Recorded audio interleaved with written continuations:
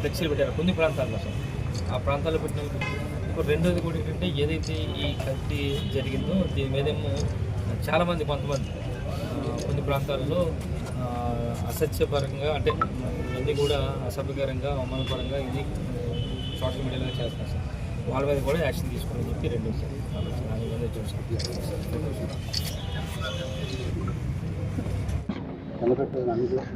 Sir అందరికీ నమస్కారం అండి.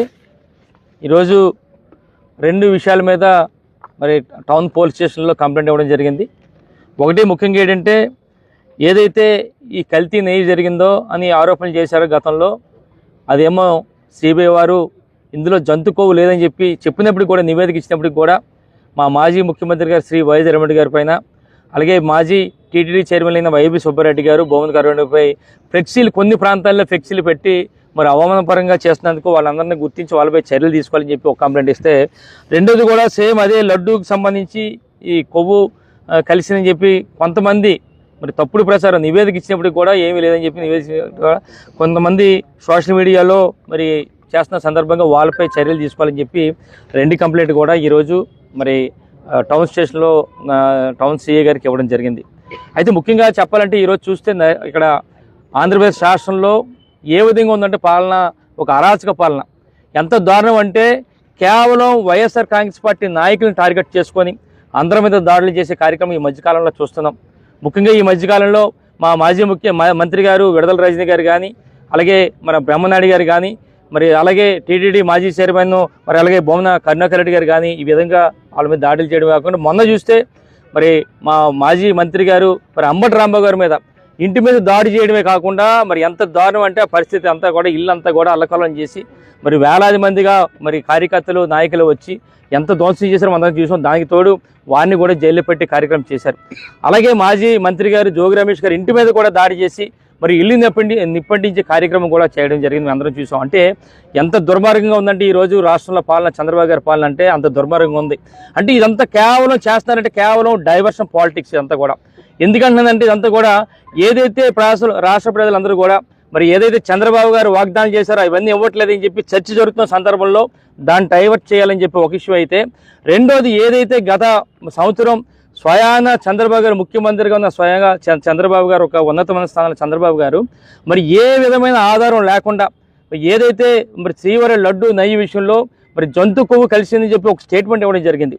మరి దాని ద్వారా ఈరోజు మన పోయిన వారం సిబిఐ వారు ఎక్కడా కూడా లడ్డూలో జంతు కొవ్వు లేదని చెప్పి క్లియర్గా వాళ్ళు చెప్పిన నివేదిక ఇవ్వడం జరిగింది. దాంతో మరి కోట్లాది మంది ప్రజలందరూ కూడా చర్చించుకుంటున్నారు. ఒక ఉన్నతమైన స్థానంలో ఉన్న చంద్రబాబు గారు ఈ విధంగా మరి భక్తుల యొక్క మనోభావాలు దెబ్బతీసే విధంగా మాట్లాడుతున్నారని చెప్పారని చెప్పి ప్రతి ఒక్కరు కూడా చేదరించుకున్న టైంలో దాన్ని ఎలా డైవర్ట్ చేయాలని చెప్పి అదొక ఇష్యూ అయితే దాన్ని ఏం చేశారంటే కొన్ని ప్రాంతాల్లో ఫ్లెక్సీలు ఏర్పాటు చేశారు. అందులో మా మాజీ ముఖ్యమంత్రి వైఎస్ జగన్మోహన్ గారిది, వైబీ సుబ్బారెడ్డి గారిది, భువన్ కరుణాకర్ గారి ఫ్లెక్సీలు పెట్టి మళ్ళీ నెయ్యి గురించి రాద్ధాంతం చేసి ఫ్లెక్సీలు పెట్టారు. ఎందుకంటే కావాలని ఒక నివేదిక సిబిఐ వారు ఇచ్చినప్పటికీ కూడా కావాలని అంటే ఆ ప్రాంతాల్లో విధ్వంసాలు రెచ్చగొట్టి మరి అందరూ దాడులు చేయాలనే ఉద్దేశం మీద ఒక డైవర్షన్ పాలిటిక్స్ మీద అక్కడ పెట్టి ఈ మధ్య కాలంలో చూసాం ఎన్ని కూడా దాడులు మరి విపరీతమైన దాడులు కూడా చేయడం జరిగింది. అంటే ఈ విధంగా ఒకటే చెప్తున్నా, ఈరోజు అధికారం ఉంది కదని చెప్పి చంద్రబాబు గారు ఆ పార్టీ నాయకుల చేత కార్యకర్తల చేత దాడులు చేస్తే వచ్చేది జగనన్న ప్రభుత్వం.